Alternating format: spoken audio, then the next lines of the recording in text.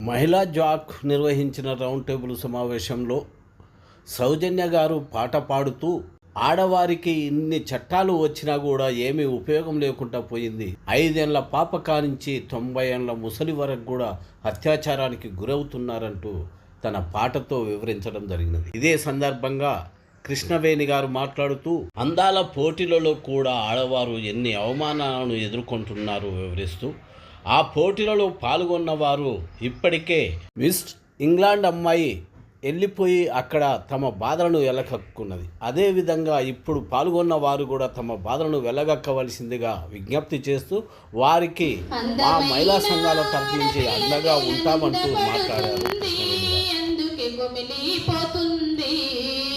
కన్న జీవితం కాల రాసినట్టు నలిగిపోతుంది, చివరికి బలి అయిపోతుంది. రాజులైనా మంత్రులైనా రౌడీలైనా గుండాలైనా ఎమ్మెల్యేలైనా ఎంపీలైనా రాష్ట్రాన్నేలేటి సీఎంలైనా దేవుడైన దేవేంద్రుడైనా దానవుడైనా మానవుడైనా అందరికీ జన్మనిచ్చేదమ్మే కదా. అమ్మంటేనే సృష్టికి ఆడదే కదా, ఆడదంటేనే సృష్టికి అమ్మే కదా. అందమైన ఆడపిల్లకెల నింద పడుతుంది, అందుకే కుమిలిపోతుంది. కన్న జీవితం కాల రాసినట్టు నలిగిపోతుంది, చివరికి బలి అయిపోతుంది. పుడమి తల్లిరా పురుడోస జన్మరా, ఆడ బతుకులోన నేడు విలువ ఏదిరా. ఆడదంటేనే ఒక ఆట బొమ్మలా, మృగాట వేటలోన నేడు నలిగిపోయేరా. గడప దాటిన ఆడపిల్లలు దరికి చేరని మగువలెందరూ, కట్టుకున్నోడే ఓ కాలయముడిలా కాచి చంపిన అడిగేది లేదుగా. 4 గోడల్లో నలుగుతున్న మగువలు, ఈ సమాజంలో లెక్కలేని చావులెందరో. పుడమి తల్లిరా పురుడోస జన్మరా, మృగాల వేటలోన నేడు నలిగిపోయేరా. ఎందుకొచ్చెనో ఈ పాడు బతుకులు, ఎన్నాళ్ళకొచ్చునో ఎదిరించే రోజులు. నువ్వు వేసే అడుగులో నీ రాత మార్చుకో, నీ బ్రతుకు దారిలో బతికీసి నిలుచుకో. ఎదిరించి పోరాడిన వీరవనితలు, ఎదగత్తు చాకలైలమ పోరాట గురుతులు.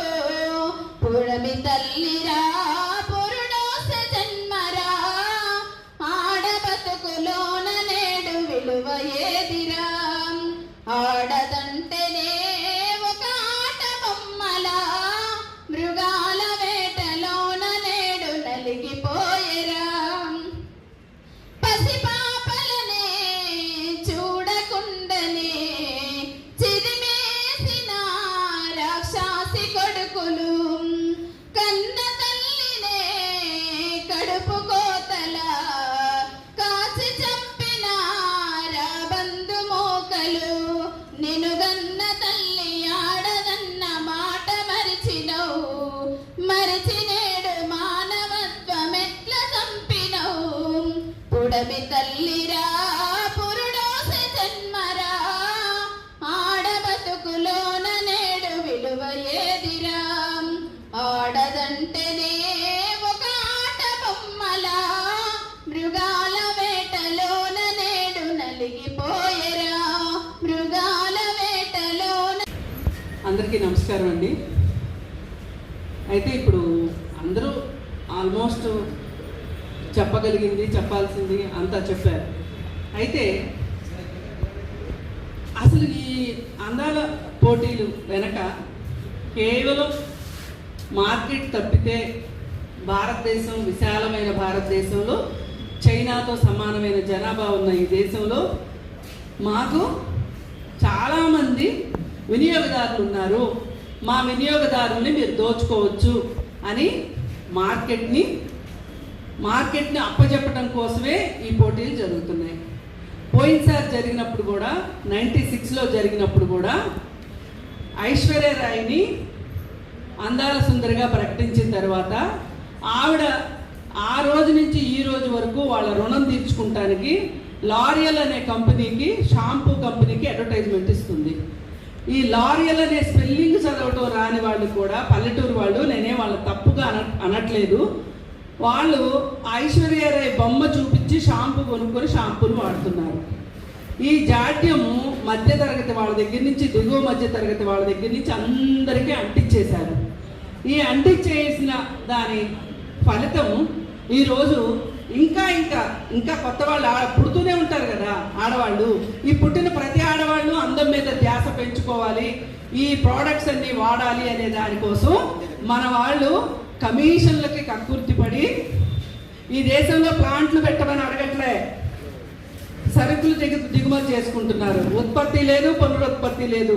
మన వాళ్ళు చెప్పినట్టు కేవలం మనల్ని వినియోగదారులుగానే చూస్తున్నారు. మనం ఎక్కడికక్కడ మనకి వీలైనంత, మనకి తెలిసినంత ప్రతి ఒక్కళ్ళకి, ఆడవాళ్ళకి ముఖ్యంగా మనం చెప్పవలసిన, అవగాహన చేయవలసిన విషయం ఏంటి అంటే, మనము బ్యూటీ ప్రోడక్ట్స్ని మనము ఏమంటాము, బహిష్కరిస్తున్నాము. ఆ రోజు స్వాతంత్ర పోరాటంలో విదేశీ వస్తు బహిష్కరణ ఎలా జరిగిందో ఈ రోజున విదేశీ కాస్మెటిక్స్ని మేము బహిష్కరిస్తున్నాము అనే ఒక ఉద్యమాన్ని మనం తీసుకోకపోతే ఉపయోగం లేదు. మనం ఇంకా బానిసల్లాగా ఈ సౌందర్యానికి బానిసలమైపోయి తిండికి ఖర్చు పెట్టకుండా పూసుకోవడానికే మనం ఎక్కువ ఇష్టపడుతున్నాము, చేస్తున్నాము అంటే ఇది ఒక రకమైన బానిసత్వమే. ఇంకా ఫైనల్గా ఈరోజు దీనికి కొంచెం కనెక్టెడ్ విషయమే. వంగ సందీప్ రెడ్డి అనే ఒక డైరెక్టర్ మీ అందరికీ తెలిసి ఉండొచ్చు. అర్జున్ రెడ్డి యానిమల్ సినిమా తీసిన డైరెక్టరు. వాడు దీపికా పడుకుని సినిమా నుంచి ఆమె తప్పుకుంది అనే ఒక కోపంతో తీసేస్తే నేను తీసేయాలి, ఒక మగాడిని నేను తీసేయాలి, ఆడది తప్పుకోవడం ఏంటి అని చెప్పి ఆమె మీద విద్వేషం వెదజల్లుతూ ఒక రకంగా మనందరినీ కూడా ఒక తిట్టేశాడు. ఏంటి అంటే, ఆమె ఫెమినిస్ట్ కాబట్టి అలా మాట్లాడుతుంది, ఫెమినిస్ట్ కాబట్టే వెళ్ళిపోయింది అని చెప్పి ఒక కితాబ్ ఇచ్చాడు. ఇవాళ దీని దరిమిల దీపికా పడుకునేని విపరీతంగా ట్రోల్ చేస్తున్నారు. ఒక అమ్మాయికి ఒక సినిమా నుంచి బయటికి వెళ్ళే హక్కు లేదు అని చెప్పేంతగా ఈ పురుషాధిక్య సమాజం ఉంది. అలాగే సినిమా ప్రపంచం ఉంది, కాస్మెటిక్స్ ప్రపంచం ఉంది. మనల్ని కేవలం వాళ్ళ వినియోగదారులుగానే చూస్తున్నారు. అందుకని మనం వీలైన అతను ఏ సినిమా తీసినా దాన్ని బహిష్కరించాలని చెప్తూ, ఇంకొక మాట, మిల్లా మ్యాగీకి మనం అందరం సహానుభూతిని తెలియజేస్తూ నీ వైపే ఉన్నాం మేము అని తెలియజేస్తున్నాం ఈ రౌండ్ టేబుల్ సందర్భంగా. అలాగే మిగతా ఎవరైనా సరే పైకి చెప్పుకోకపోవచ్చు, వాళ్ళ పరిస్థితులను బట్టి వాళ్ళకు కూడా మనము మన సౌహార్ద్రతను తెలియజేస్తాము, సహానుభూతిని తెలియజేస్తాము. ఈ సందర్భంగా మీ అందరూ మీ దేశాలు వెళ్ళిన తర్వాత బహిరంగంగా బాహటంగా ఇక్కడ జరిగినట్టు చెప్పండి అమ్మా అని చెప్పి వాళ్ళకి ధైర్యం చెప్పాలనుకుంటున్నాను. అలాగే ఇంకొకటి, మీకు ఫోటో షేర్ చేస్తా అన్నారు కదా, షేర్ చేస్తాను చూడండి. దానిలో ఒక నాయకుడు ఇలా నుంచున్నాడు, చేవంటోని అడ్వర్టైజ్మెంట్ లాగా ఒక కంటెస్టెంట్ ముందు. ఇంకొకడు మేనేజర్ అంట, వాడు అమ్మాయి చెయ్యి గట్టిగా పట్టుకుని పక్కకి, ఇంకా చాలు షో చేసింది చాలు, ఇంకా వేరే వాళ్ళు ఉన్నారు అని చెప్పి తీసుకెళ్తున్నాడు. ఈ ఫోటో నేను మీకు పంపిస్తాను. అంటే ఇలా బయటికి వచ్చిన ఫోటోలే ఇలా ఉంటే బయటికి రాని ఫోటోలు ఎన్నున్నాయో, సంఘటనలు ఎన్నున్నాయో అర్థం చేసుకోవచ్చు. నాకు ఈ అవకాశం ఇచ్చినందుకు కృతజ్ఞతలు.